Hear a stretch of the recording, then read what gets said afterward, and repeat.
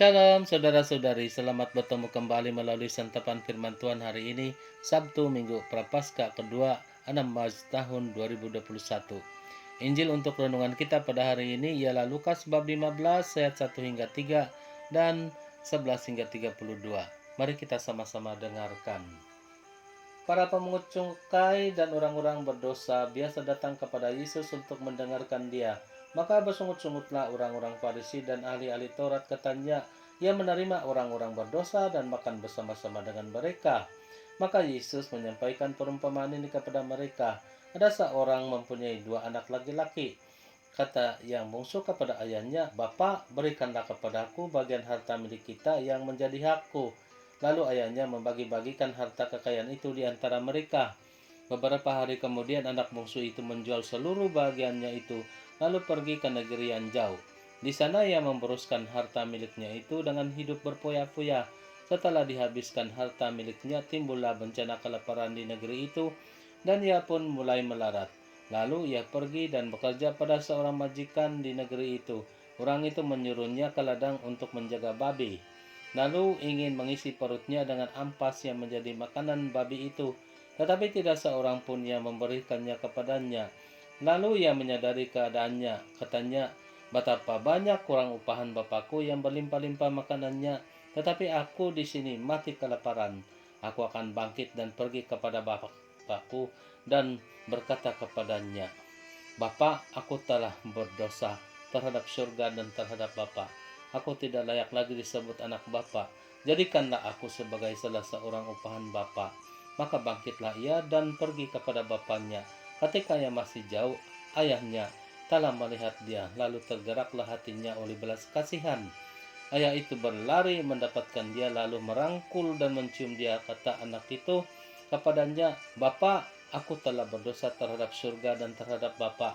Aku tidak layak lagi disebut anak Bapa. Tetapi ayah itu berkata kepada hamba-hambanya, lekaslah, bawa kemari jubah yang terbaik dan pakaikanlah kepadanya. Kenakanlah cincin pada jarinya dan sepatu pada kakinya, dan ambillah anak lembu tambun itu, sembelilah dia, dan marilah kita makan dan bersukacita. Sebab anakku ini telah mati dan menjadi hidup kembali, ia telah hilang dan didapat kembali. Maka mulailah mereka bersukaria. Tetapi anaknya yang sulung sedang berada di ladang. Ketika ia pulang dan dekat ke rumah, ia mendengar bunyi seruling dan nyanyian tari-tarian.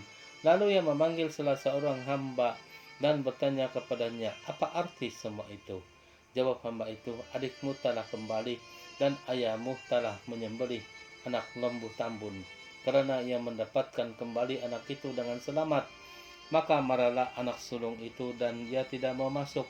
Lalu ayahnya keluar dan berbicara dengan dia. Tetapi ia menjawab ayahnya, katanya, telah bertahun-tahun aku melayani Bapa dan belum pernah aku melanggar perintah Bapa. Tetapi kepada aku belum pernah Bapa memberikan seekor anak kambing pun untuk bersukacita dengan sahabat-sahabatku. Tetapi baru saja datang anak Bapa yang telah memboroskan harta kekayaan Bapa bersama dengan pelacur-pelacur. Maka Bapa menyembelih anak lembu tambun itu untuk dia. Kata ayahnya kepadanya, anakku, engkau selalu bersama-sama dengan aku, dan segala kepunyaanku adalah kepunyaanmu. Kita patut bersukacita dan bergembira karena adikmu telah mati dan menjadi hidup kembali. Ia telah hilang dan didapat kembali. Demikianlah Injil Tuhan. Terpujilah Kristus. Saudara-saudari, dari Injil yang kita dengar sebentar berlalu, seorang anak terakhir, anak bungsu, sadar akan harta milik keluarganya. Anak itu sadar juga mempunyai hak untuk menuntut, menerima, dan bebas menggunakan pakai harta bagiannya. Anak itu atau orang itu berani meminta milik istimewanya dan 100% bebas menggunakannya. Persoalannya ialah cara pengendalian akan harta milik persendirian itu. Terus, saudara-saudari, oleh karena asyik memuaskan keinginan dan nafsu tubuhnya, terlupa dan tidak sadar akan masa depannya. Sampai sudah terjadi masalah besar barulah sadar akan kekurangan, keperluan, dan kelemahannya.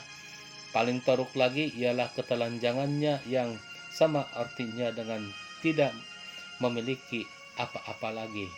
Tiada harta sudah.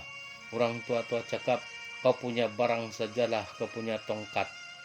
Alasannya karena dihanyutkan oleh nafsu keduniawian, melarat miskin, malu kecewa, tidak bersemangat karena kegagalan sendiri, dari tidak waspada, dari tidak menggunakan kebijaksanaan. Apa yang perlu dibuat? Baik sekali anak bungsu yang disadarkan oleh pengalamannya, kekayaan harta, kekayaan kasih ada dalam bapaknya. Anak itu sadar akan perbezaan harta dan kasih. Harta berkurang dan hilang, tetapi kasih mempersatukan, kasih meneguhkan, kasih menghidupkan dan menyembuhkan. Yang sangat penting dari segala-galanya, supaya dapat mempraktikkan kasih, perlu betul kerendahan hati, bahkan perlu merendahkan diri. Keangkuhan dan kesombongan menjatuhkan diri sendiri, manakala kerendahan hati merendahkan diri demi kasih membuka jalan penyelesaian masalah. Biarkan perasaan sakit sedikit karena kesalahan sendiri demi penetapan kehidupan kembali ke landasan yang baik. Biarkan perasaan malu sedikit karena jatuh akibat keangkuhan demi semangat baru mengikuti pedoman hidup, yaitu kehendak Tuhan dalam firman-Nya. Tuhan yang membimbing, melindungi, dan memberkati, dalam nama Bapa dan Putra dan Roh Kudus. Amin.